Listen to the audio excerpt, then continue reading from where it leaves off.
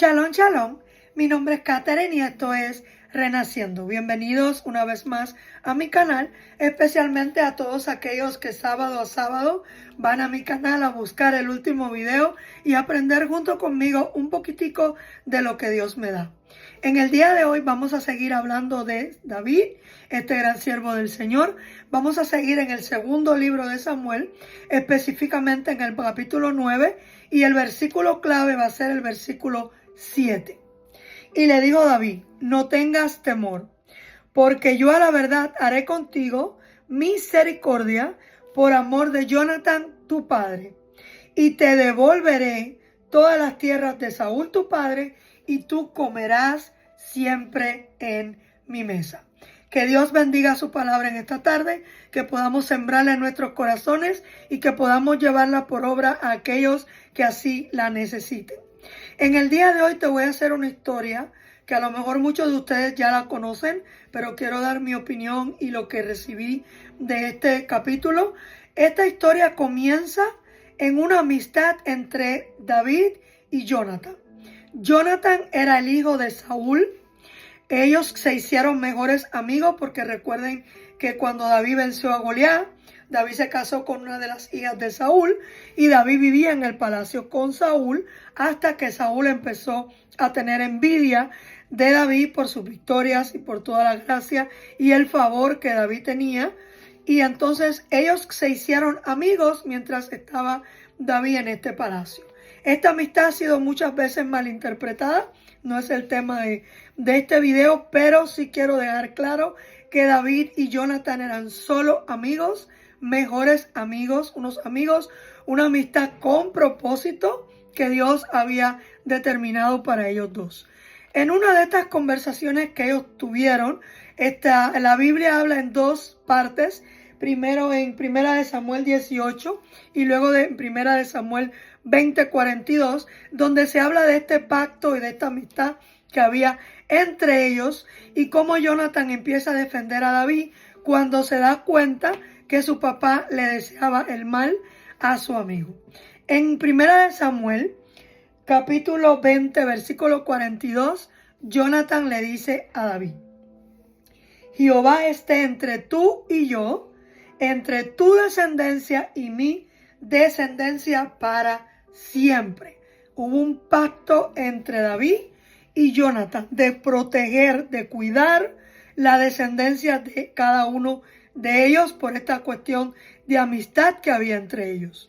Entonces, cuando David logra ser el rey de Israel completamente, que ya le está afirmado, que ya le está en el palacio, dice la palabra que él se sienta y dice: ¿ha quedado alguno de la casa de Jonathan al que yo le pueda hacer misericordia? Y había un siervo que se llamaba Siba y le dice: ¿no ha quedado nadie de la casa de Saúl a quien yo pueda hacerle misericordia? Y David se entera que había un descendiente de Jonathan que era Mefibosé. La historia de Mefibosé comienza en el capítulo 4 de 2 de Samuel, cuando en medio de toda esta guerra que había entre ellos dos, David y Saúl, y todas las cosas que estaban sucediendo, la nodriza, la criada de Saúl, quiere huir con el niño de Jonathan, con Mefibosé, que era ya de por sí lisiado, tenía 5 años. Ella corre con el niño cae, se golpea y queda cojo, enseña la palabra. Y ellos se esconden bien lejos del palacio, bien lejos de David, porque en aquellos tiempos ustedes saben que el rey que ganaba, generalmente toda la descendencia del otro rey pues era ejecutada, había que matar la descendencia que quedara de los reyes. Pero David decide cumplir, decide honrar el pacto que había hecho con su mejor amigo y envía, dice la palabra, sus caballos, todo su ejército a buscar a Mefibosé y lo trae a la casa. Y este hombre, cuando llega delante de David, me imagino que Mefibosé no tenía idea de para qué David lo había mandado a buscar, y le dice: he aquí tu siervo. Y David le dice el versículo que tenemos ahora: no tengas temor, voy a hacer misericordia contigo por amor a Jonatán tu padre, y te devolveré todas las tierras que Saúl te había, que eran de Saúl. Y entonces aquí en este versículo, en este capítulo, hay dos puntos importantes que yo recibí que quiero compartir contigo en el día de hoy. El primer punto es la bondad de David hacia Mefibosé.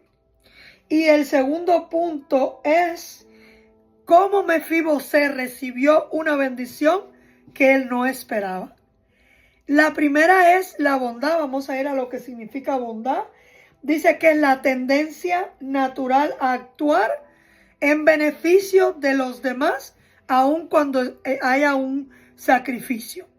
O sea, dice que es un fruto del Espíritu Santo, que es un atributo de Dios, y que se muestra que una persona es bondadosa por las acciones concretas que hace esa persona con los demás. David tuvo bondad con Mefibosé porque él fue fiel a un pacto que él había hecho con su mejor amigo. Pero él quería que este hijo de Jonatán pudiera experimentar los mismos beneficios que hubiera tenido si su papá hubiera sido el rey de Israel.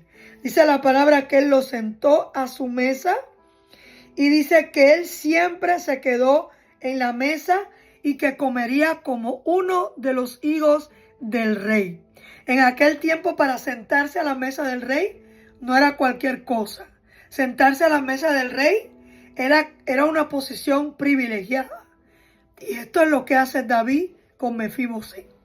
Pero Mefibosé también se quedó. Imagínense que él no tenía idea ninguna de lo que Dios iba a hacer con él. David hizo misericordia, hizo bondad con él y lo trajo del lugar donde él estaba, un lugar olvidado. Lo fue a buscar con la guardia real y lo trajo a su palacio.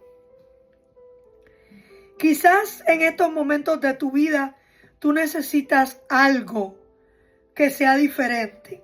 Quizás tú necesitas una ayuda, puede ser una ayuda económica, puede ser una ayuda emocional, puede ser una ayuda espiritual. Empieza a orar para que la bondad de esa persona que Dios tiene para bendecir tu vida llegue a ti. Porque así como le pasó a Mefibosé, Dios tiene personas alrededor de nosotros que Él va a incrementar la bondad en sus corazones para que nosotros seamos bendecidos. Tuve un pastor hace muchos años en Cuba que dijo una frase que yo nunca olvidé. Y él decía, si Dios tiene que mover el mundo entero para bendecir a una persona, Dios lo va a hacer. Dios lo va a hacer. Entonces, sé bondadoso con aquellos que te rodean. Cumple y sé obediente con lo que Dios quiere que tú hagas con los demás. Y espera pacientemente en el lugar que estás a que llegue la bondad del Señor para ti, que llegará.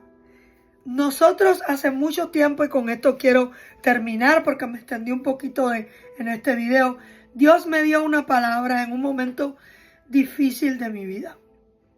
En el momento más difícil de mi vida, del que he hablado otras veces, Dios me dio muchas palabras y muchas cosas.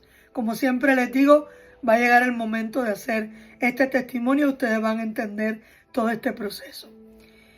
Principalmente a muchas mujeres con las que quisiera que pudieran escuchar todo mi testimonio, porque sé que va a ser de bendición. Pero por ahora solo te voy a dejar esto. Un día yo sentí que Dios me decía, tú no tienes nada más que hacer para sentarte en mi mesa.